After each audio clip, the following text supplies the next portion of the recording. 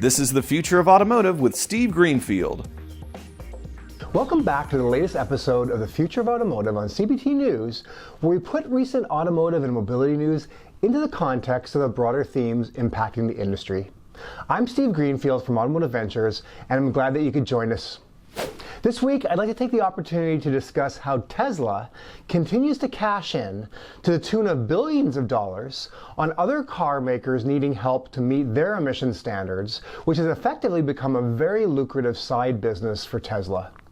Tesla generated a jaw-dropping $1.79 billion in regulatory credit revenue last year. That brought the cumulative total Tesla has raked in since 2009 to almost $9 billion. At the beginning, the electric automaker founded 20 years ago was to many investors and fans the answer to climate change, especially as Elon Musk showed the world that a zero-emissions vehicle could be both cool and profitable. At one point, he said, helping to reduce the risk of catastrophic climate change is why Tesla exists. For a decade, Tesla was de facto the only EV manufacturer, so they were in the advantageous position of then being able to sell carbon offset credits to other automakers who had zero EVs in their vehicle portfolios. Selling regulatory credits is a nice business for Tesla. It earns them by making and selling electric vehicles, then sells the credits to manufacturers whose new vehicle fleets exceed emission limits set by various authorities, including in China, the European Union, and the state of California. Tesla bears little to no incremental cost earning the credits, so the sales are virtually pure profit to Tesla's bottom line.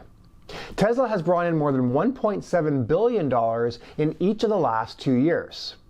It really frustrates the legacy automakers that Tesla got so much of an economic boost out of being the only purely electric car manufacturer out there for so long. They effectively have funded the growth of their biggest EV competitor. Recently, automakers including Volkswagen and GM have fallen short of their EV goals and delayed or canceled electric vehicle manufacturing investments. Volkswagen and GM both have needed help meeting emission standards in recent years, as have other OEMs like Honda and Jaguar Land Rover. Meanwhile, emissions rules aren't getting any easier.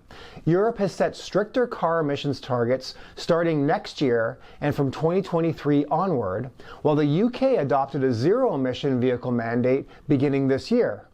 A number of automakers, including Volvo, Buick, and Bentley, have pledged to stop selling ICE vehicles entirely by 2030.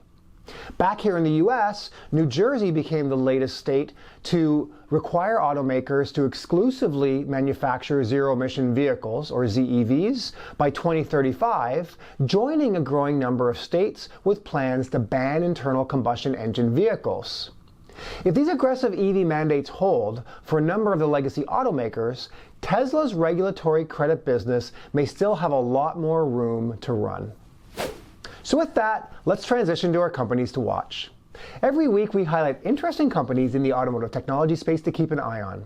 If you read my weekly Intel report, we showcase a company to watch each week and then take the opportunity here to share that company with you. Today, our new company to watch is PaperShell.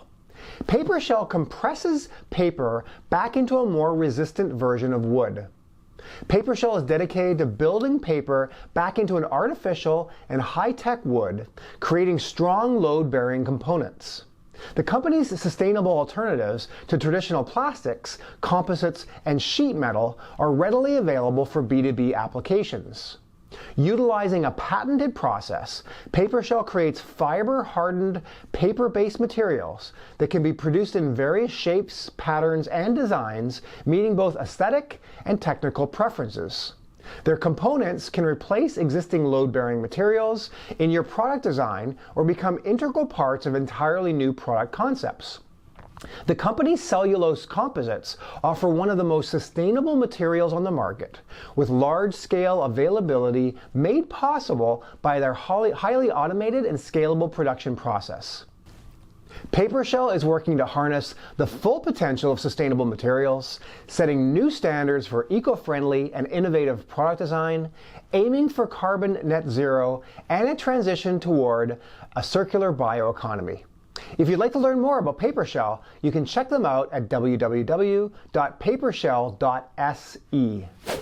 So that's it for this week's Future of Automotive segment. If you're an auto tech entrepreneur working on a solution that helps car dealerships, we want to hear from you. We are actively investing out of our dealer fund.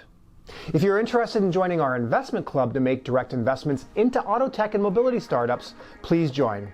There is no obligation to start seeing our deal flow, and we continue to have attractive investment deals available to our members. Don't forget to check out my book, The Future of Automotive Retail, which is available on Amazon.com. And keep an eye out for my new book, The Future of Mobility, which is almost done and will be out early this year. Thanks as always for your ongoing support and tuning into CBT News for this week's Future of Automotive segment, and we'll see you next week. Thanks for watching The Future of Automotive with Steve Greenfield.